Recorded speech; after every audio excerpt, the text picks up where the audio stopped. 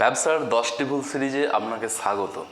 নমস্কার বন্ধুরা, আমি রমেশ আর আপনি দেখছেন বাংলা হিসাব। আপনি কি কখনো ব্যবসার টাকা দিয়ে ব্যক্তিগত খরচ করেছেন আর ভাবছেন পরে হিসাব করে নেব?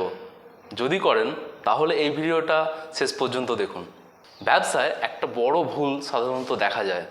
দোকানের টাকা আছে, সেখান থেকে একটু বাড়ির খরচ, কখনো ফোন বিল, কখনো বাজার, আবার কোনো দিন নিজের পকেট থেকে ব্যবসায় টাকা দিলেন, কিন্তু কোথাও লিখে রাখলেন না। ধীরে ধীরে কি হয়, ব্যবসা কত আয় করছে আর আপনি কত তুলেছেন দুটো একসাথে মিশে যায়।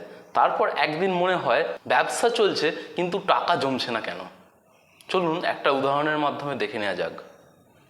ধরুন সুমন একটি ছোট্ট দোকান চালায়, এক মাসে বিক্রি হয়েছে 2 লক্ষ টাকা।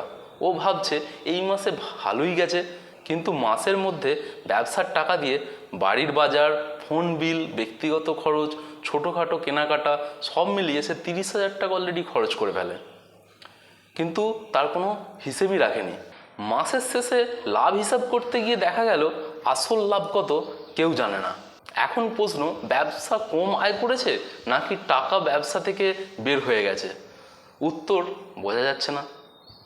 চলুন এর সলিউশন কি হতে পারে সেটা জেনে নেওয়া যাক। এই সমস্যা এড়াতে আজ থেকে 3টে নিয়ম মেনে চলুন। রুল 1, ব্যবসার টাকা আলাদা করে রাখুন। রুল 2, ব্যক্তিগত খরচ করলে সেটি লিখে রাখুন। আর রুল 3 হচ্ছে, সম্ভব হলে আলাদা ব্যাংক অ্যাকাউন্ট ব্যবহার করুন। এতে বুঝবেন ব্যবসা আসলে কত আয় করেছে। আর একটা কথা, ব্যবসা আপনার হলেও ব্যবসার টাকা সবসময় আপনার ব্যক্তিগত টাকা নয়। কিন্তু আজকের ভিডিওর পরে একটা কাজ করবেন, শেষ 7 দিনে ব্যবসা থেকে ব্যক্তিগত খরচ হয়েছে কিনা সেটা দেখে নিন, আর কমেন্টে লিখুন আপনি কি বিজনেস আর পার্সোনাল টাকা আলাদা রাখেন।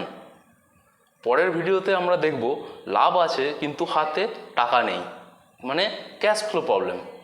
দেখা হচ্ছে পরের ভিডিওতে।